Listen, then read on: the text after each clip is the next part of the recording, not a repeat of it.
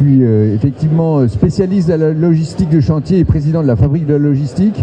Et on est particulièrement heureux aujourd'hui d'avoir la chance de partager ces sujets de logistique de chantier, puisque il nous semble important, parmi la panoplie d'outils qui vont pouvoir être utilisés pour améliorer la performance, d'utiliser les solutions digitales également.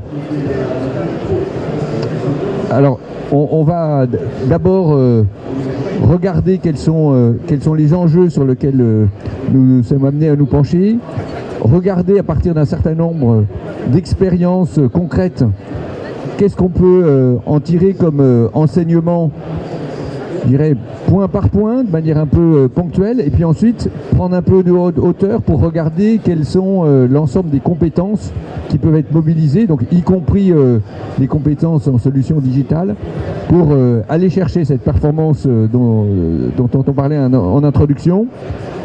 Regarder derrière les leviers d'accélération, parce qu'il ne s'agit pas de faire des discussions de salon, mais vraiment de voir comment, sur les chantiers aujourd'hui, sur les opérations d'aménagement aujourd'hui, on peut lever les freins qui, jusqu'à présent, ont empêché de regarder à la bonne vitesse, à la bonne dimension, comment améliorer cette performance.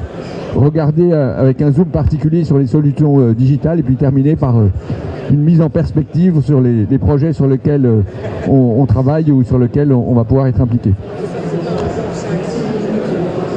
Alors, pour commencer, on ne se connaît pas tous, mais il me semble que l'on soit aménageur travaillant sur des opérations de construction, que l'on soit dans une entreprise générale, que l'on soit promoteur ou bailleur social, on est confronté, qu'on le veuille ou non, aux contraintes de logistique de chantier, c'est-à-dire aux nuisances provoquées par la circulation des camions et des flux de marchandises, par les préoccupations de recyclage et de revalorisation des déchets, par la productivité des compagnons qui peuvent être soumis à des travaux et à de la manutention importante, alors qu'ils ne sont pas forcément bien équipés pour ça. On peut être riverain d'un chantier et être préoccupé par le bruit, les embouteillages provoqués par le chantier à proximité.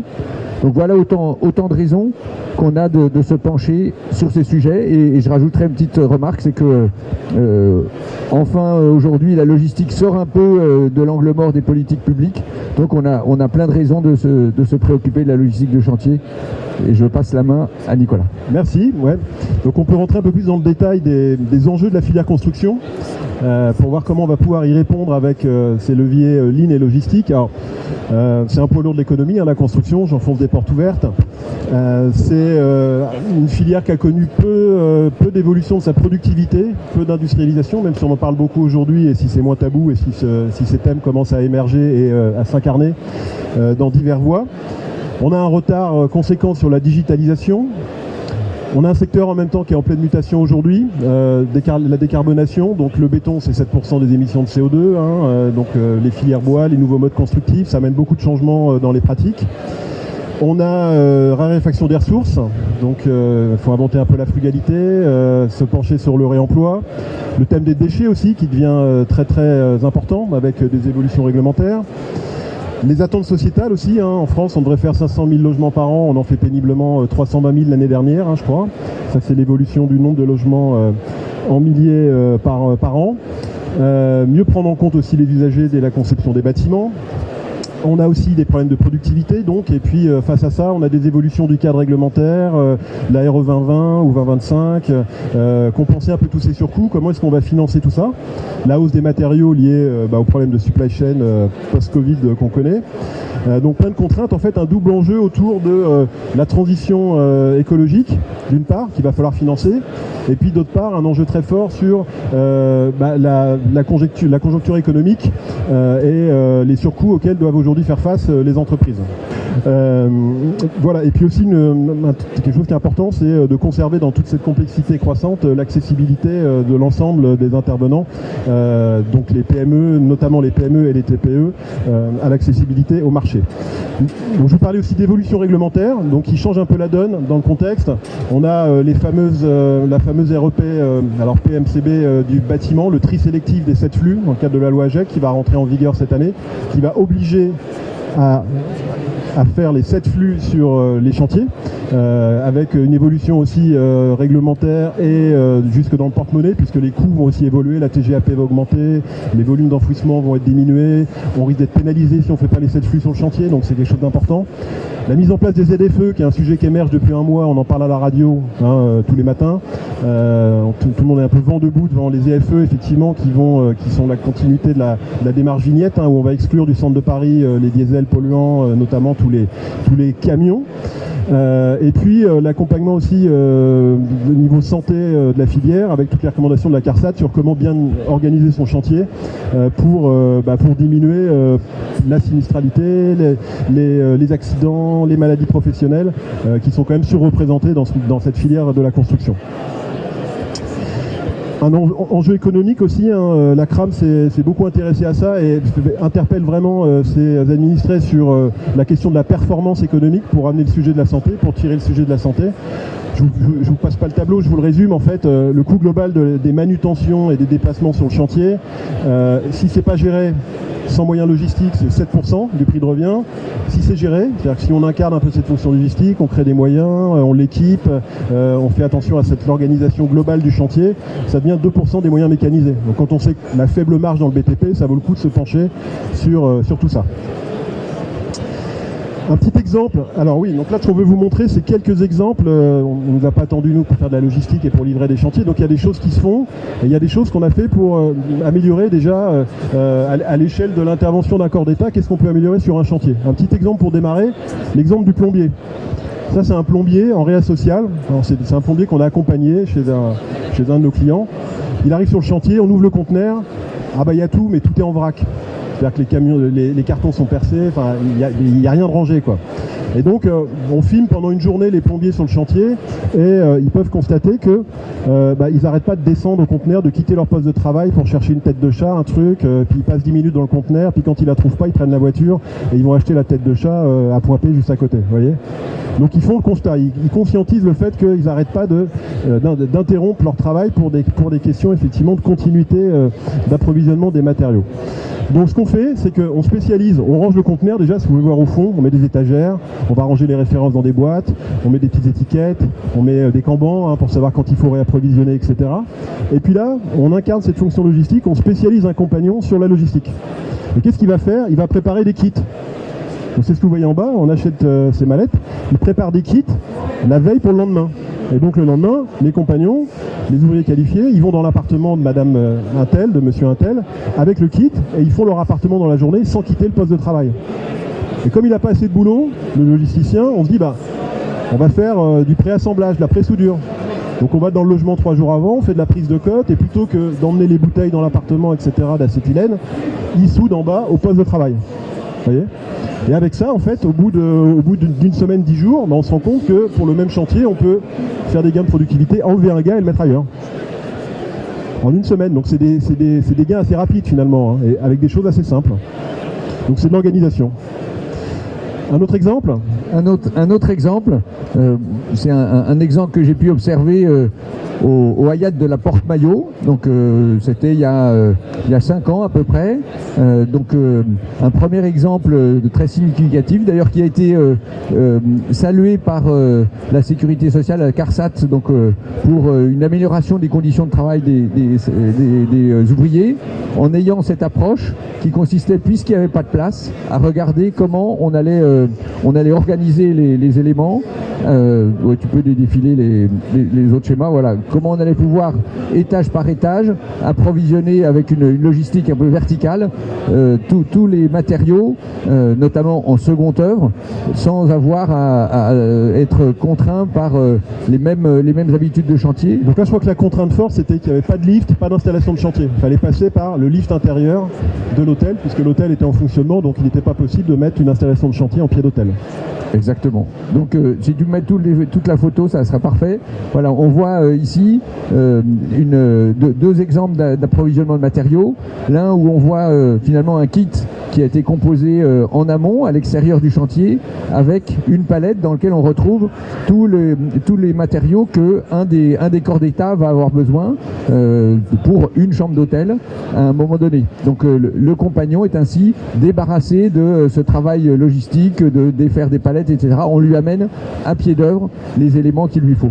Ou à droite, vous voyez, vous devinez un découpage de plaques de placo qui lui arrive déjà aux dimensions qu'il a besoin sur son chantier. Donc c'est une source d'inspiration importante et qui a pu être pour d'autres chantiers également à remarquer.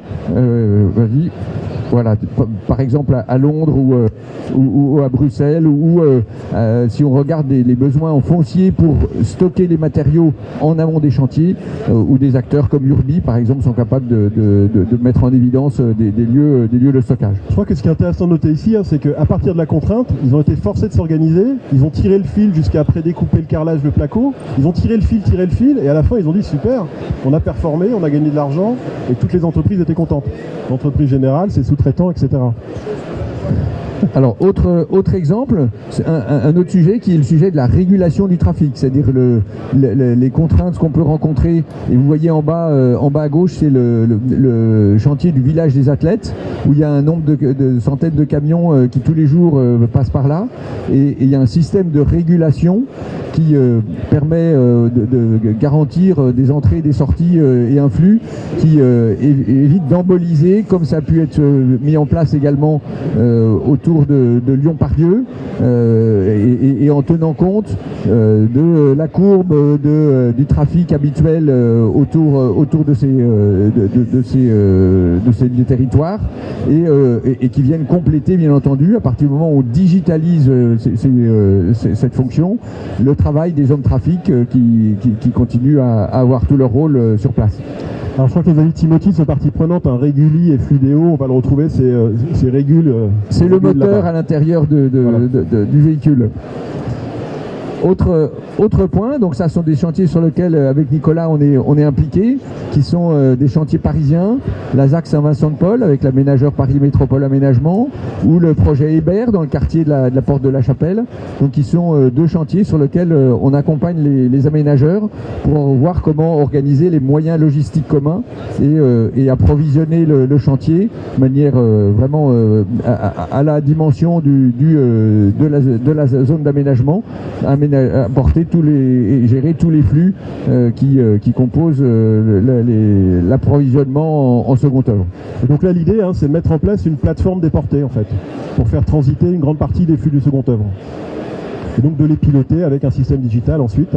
Mais c'est deux chantiers contraints en termes de place, en termes de...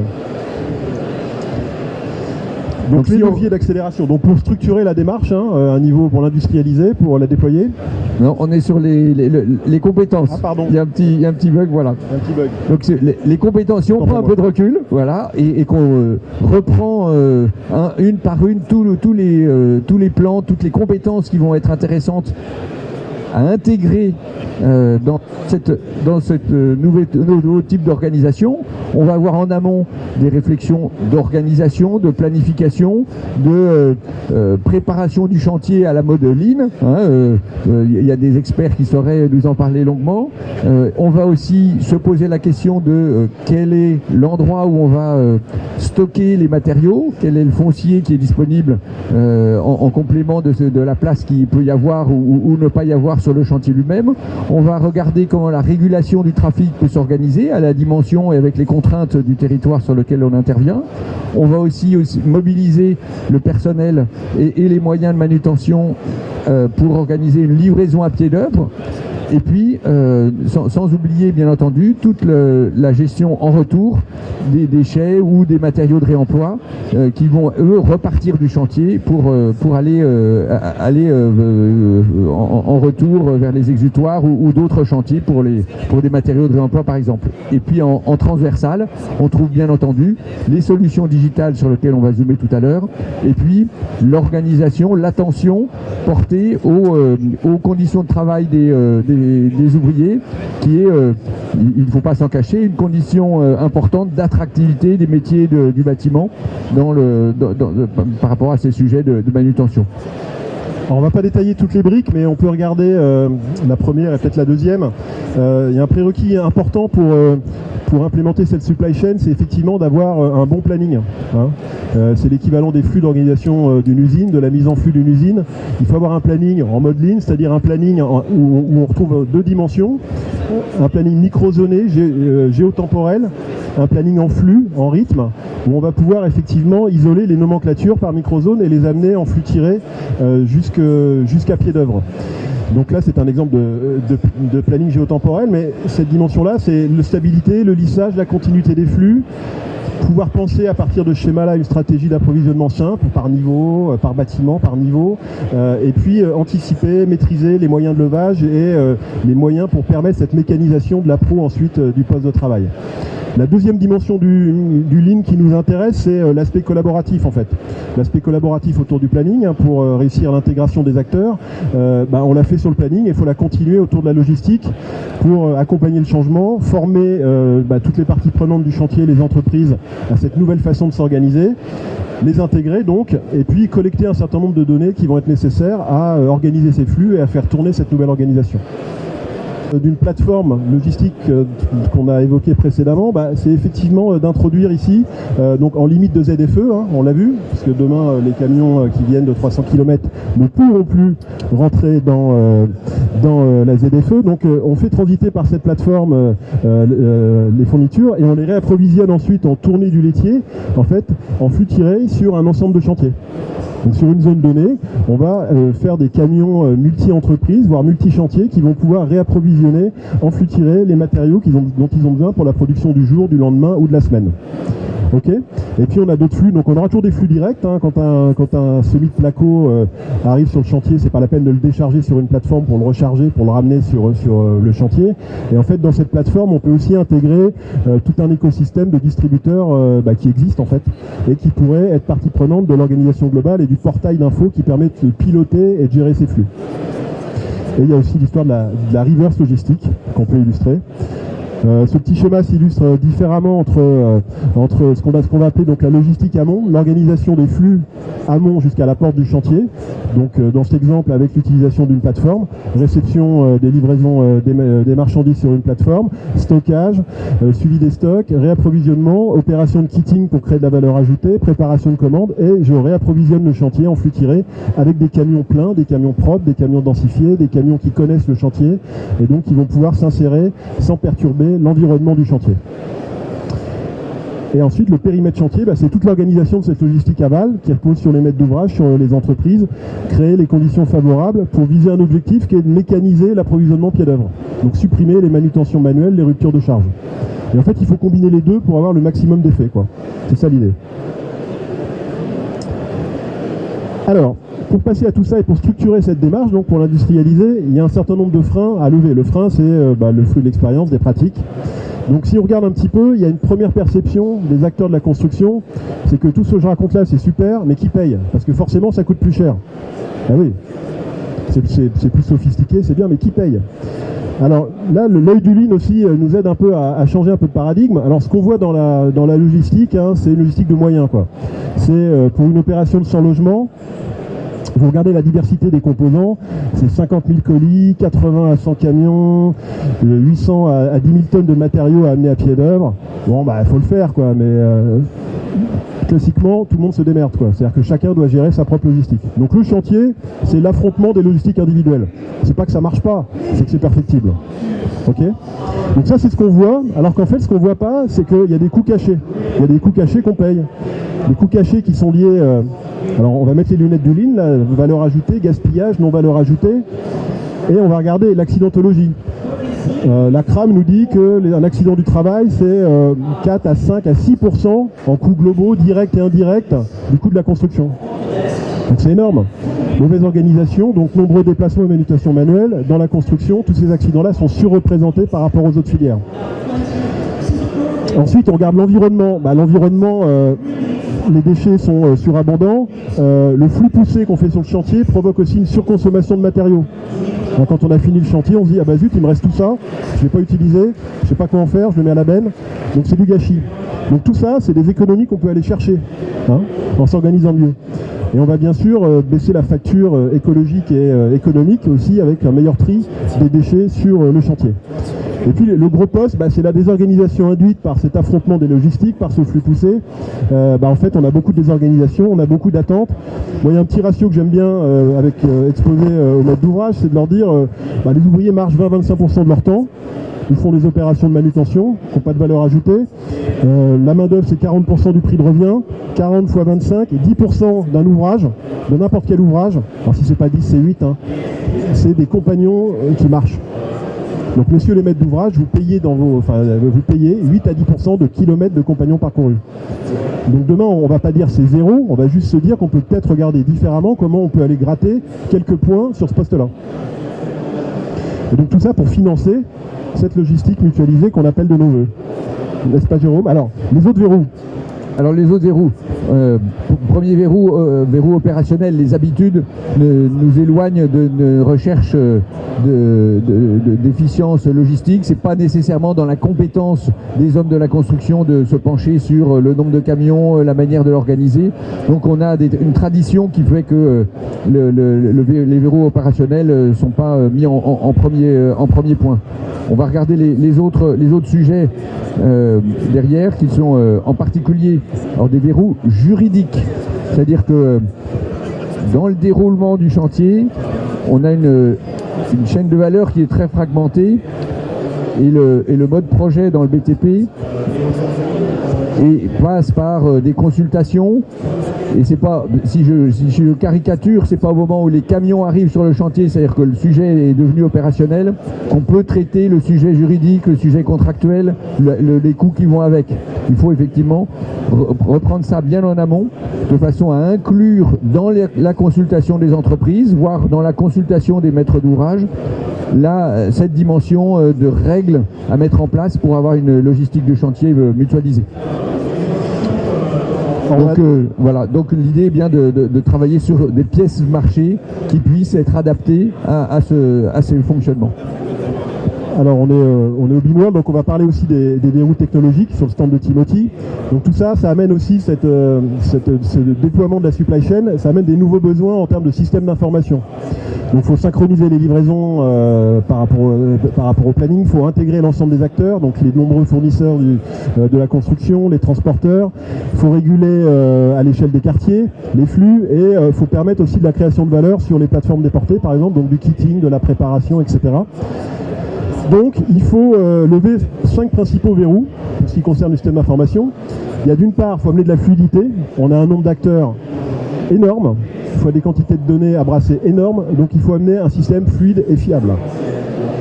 Ensuite, il faut travailler sur l'universalité, c'est-à-dire qu'on a beaucoup d'acteurs, on ne va pas tous les faire muter sur un système qu'on va créer, on va plutôt s'ancrer dans leur système avec des API. Donc créer de l'interopérabilité et avoir un système très ouvert sur lequel chacun puisse venir se plugger. On a ensuite un sujet d'ergonomie, parce que tous les utilisateurs de tous ces acteurs, il va falloir qu'ils puissent prendre en main rapidement les outils qu'on met à leur disposition. Donc c'est un enjeu assez fort, l'expérience utilisateur. Il faut automatiser un certain nombre de choses donc pour créer de la valeur, donc les liens entre BIM, planning, etc. Donc c'est peu normé aujourd'hui, donc il y a un gros travail à faire là-dessus. Et puis il faut traiter, il faut avoir une capacité de traitement de données énorme aussi, donc des bases de données colossales, et il faut intervenir comme un tiers de confiance aussi dans cette chaîne de valeur. Donc les solutions là à développer, c'est des outils de gestion, des outils intégrés à la gestion des flux de matière et aux flux d'informations, intégrés aux solutions digitales existantes chez les parties prenantes, pour un pilotage, je dirais, ouvert et assez universel. Donc on peut l'illustrer par ce schéma, c'est toutes les fonctionnalités ou toute la couverture fonctionnelle qu'on attend de ce système d'information autour de la plateforme, autour des transports, autour des chantiers, de la relation client, du planning, des fournisseurs, etc. Donc il y a toute cette couverture fonctionnelle sur laquelle il faut travailler, je dirais, progressivement. Alors, les perspectives. Les perspectives en fait de tout ça, donc on a vu un chantier sous la contrainte, c'est s'organiser, créer une plateforme et créer de la valeur et fait du résultat. On a vu qu'on commence à le disséminer à l'échelle d'un quartier avec des aménageurs. Maintenant, la vision, ça peut être de dire, je vais intervenir à l'échelle du territoire en fait. Donc à l'échelle du territoire, c'est de se dire, ici c'est un peu notre exemple, nous on serait là avec Saint-Vincent-de-Paul, on va avoir un premier centre de consolidation qui va alimenter les 5-6 opérations de ce quartier. Et donc l'idée, c'est on commence par irriguer effectivement un quartier, une ZAC, et puis on va irriguer les autres chantiers avec des transports optimisés. Et puis petit à petit, en fait, on va dupliquer ce système et une plateforme au sud qui alimente les chantiers du sud, et une plateforme au nord, qui va être intermodale avec du fluvial, etc. Et on va aussi intégrer des distributeurs, et on va aussi intégrer de la reverse logistique déchets. Et progressivement, en fait, on va mailler le territoire. Et intégrer de plus en plus d'acteurs, et après l'idée c'est de dupliquer ça et de scaler ça à l'échelle du territoire. On est sur le sujet aussi du BIM, donc quel est le lien avec le BIM? En fait, l'idée c'est qu'il y a une espèce de triptyque entre le Lean, donc on a vu la planification géotemporelle, séquencée en flux, le Lean qui permet aussi d'amener et de piloter la transformation avec le collaboratif, la conduite du changement. Donc d'une part, cette supply chain qu'on veut mettre en œuvre, comment la lier avec le BIM qui va demain peut-être pouvoir nous offrir des nomenclatures détaillées par zone en fait, quoi. Donc le BIM aujourd'hui, il y a un frein, il y a un problème, c'est qu'en exécution, il n'y a pas assez de détails pour pouvoir gérer ces nomenclatures, mais on imagine bien que demain, si on a un planning microzoné, géotemporel, qui peut aller chercher dans le BIM par zone les nomenclatures exactes, on va pouvoir fluidifier et intensifier et déployer en fait cette supply chain pour amener à pied d'œuvre dans chaque logement d'une opération de logement, dans chaque plateau d'une opération de bureau, etc., etc., la bonne matière au bon endroit, au bon moment, dans la bonne quantité. Conclusion. On a vu avec ces trois piliers, Lean, logistique, BIM en perspective, comment sur un plan technologique on allait pouvoir faire évoluer ce qu'on appelle finalement la logistique 4.0 ou une supply chain intégrée. On passe des contraintes de la logistique du chantier aux performances d'une supply chain de la construction, au service d'une ville durable et apaisée. Les riverains dont on parlait au début seront attentifs à ça, dans une solution donc, qui puisse être duplicable grâce à une approche digitale. Et donc le côté Lean et Supply Chain s'imbrique très clairement pour apporter cette performance et cette compétitivité avec bien entendu tout le volet environnemental qui nous anime. Merci.